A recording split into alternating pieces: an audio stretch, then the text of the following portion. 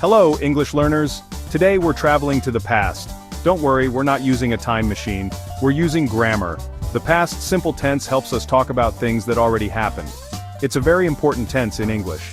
Do you want to talk about your vacation last year? You need the past simple. How about what you ate for breakfast? Past simple.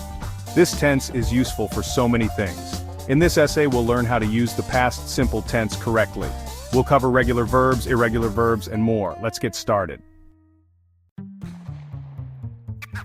Regular verbs are the well-behaved kids of the verb world. They follow the rules. To form the past simple with regular verbs, we usually add ed to the base form of the verb. It's as simple as that. Let's look at some examples. The base form walk becomes walked in the past simple, talk becomes talked, jump becomes jumped. See the pattern? We just add ed and voila, we're talking about the past. This simple rule makes it easy to talk about many actions in the past. Did you watch a movie yesterday? Did you cook dinner last night? Regular verbs make it easy to tell your stories. Remember those spelling rules we learned? They might seem tricky at first, but with a little practice, they become second nature. Sometimes, forming the past simple with regular verbs means paying attention to spelling. It's not just about adding ed. There are specific patterns to follow. But don't worry, these rules are here to help. They guide us in transforming verbs correctly, ensuring our writing is clear and accurate. Let's start with verbs that end in a consonant-vowel-consonant pattern. This pattern is common and easy to spot once you know what to look for. Think of words like stop or plan. These verbs follow a simple rule that makes them easy to remember.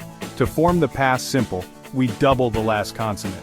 This helps maintain the short vowel sound in the word. So stop becomes stopped and plan becomes planned. Doubling the consonant ensures the word sounds right when spoken. Next, let's look at verbs that end in e. These are easy, we just add d.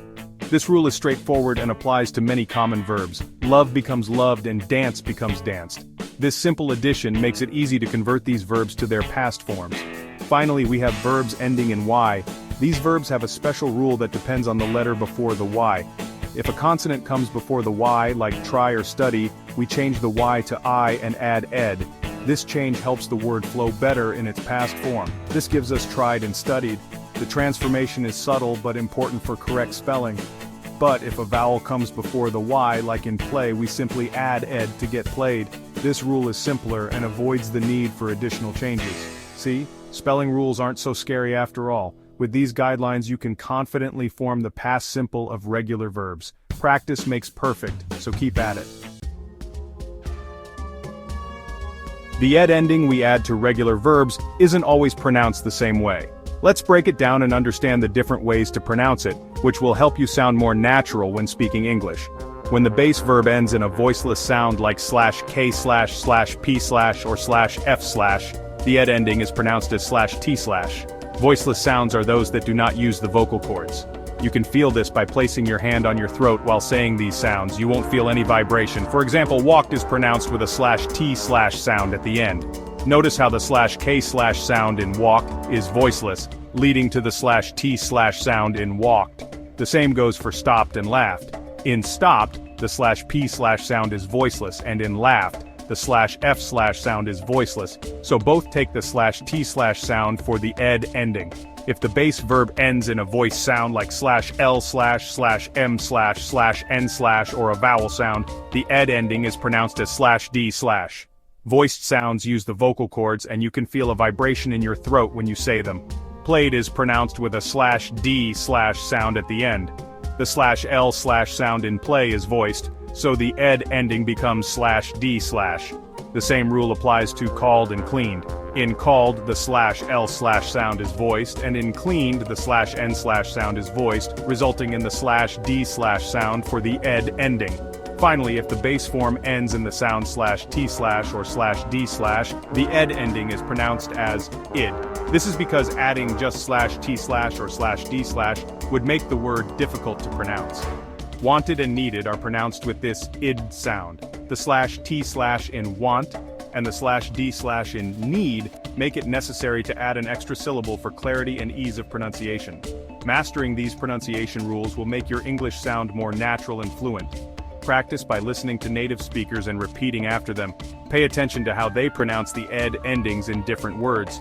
So, pay attention to those ending sounds. With consistent practice, you'll be able to use these rules effortlessly in your everyday conversations, making your speech clearer and more understandable.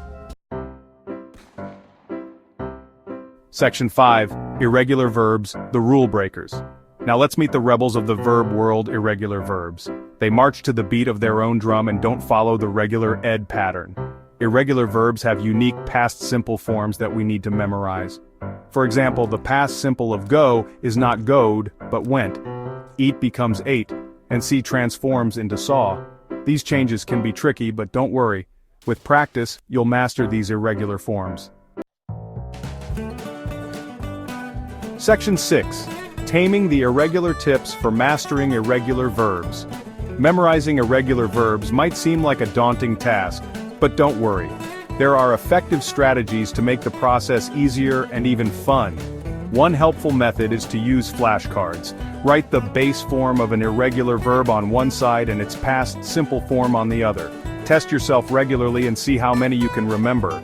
Another useful tool is creating your own sentences using irregular verbs in the past simple tense. This helps you understand how they function in context.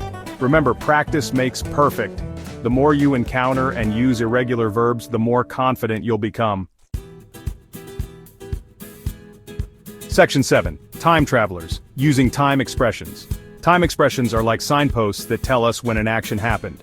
They are essential for providing context to our sentences in the past simple tense. Common time expressions used with the past simple include yesterday, last week, ago, in year, and more. For example, we can say I went to the park yesterday, or she visited her grandma last week. These time expressions clearly indicate that the actions took place in the past. By using time expressions, we create clear and informative sentences that paint a vivid picture of past events. Section 8. Building sentences, putting it all together. Now that we understand how to form the past simple for regular and irregular verbs, let's see how to use them in sentences. The basic formula for a past simple sentence is subject plus past simple verb plus the rest of the sentence. For example, he walked to school. They ate pizza for dinner. She watched a movie last night. Remember to use time expressions to provide context and make your sentences more informative. For instance, he walked to school yesterday. They ate pizza for dinner last Friday. She watched a movie with her friends last night. With practice, you'll be constructing past simple sentences like a pro. Section 9. Test your knowledge. A quick quiz and recap. This section is designed to help you consolidate your learning and ensure you have a solid grasp of the past simple tense. It's time to test what you've learned. Let's see how well you can apply the rules and concepts we've discussed. Try this quick quiz. What is the past simple form of the verb talk? Think about the rules for forming the past simple tense for regular verbs. Which of these verbs is irregular: play, watch, go, or cook? Remember, irregular verbs do not follow the standard rules for past tense formation.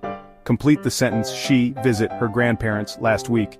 Pay attention to the context provided by the time expression. Answers talked, go. Did you get them right? If not, don't worry, it's all part of the learning process. She visited her grandparents last week. Notice how the verb changes to reflect the past action.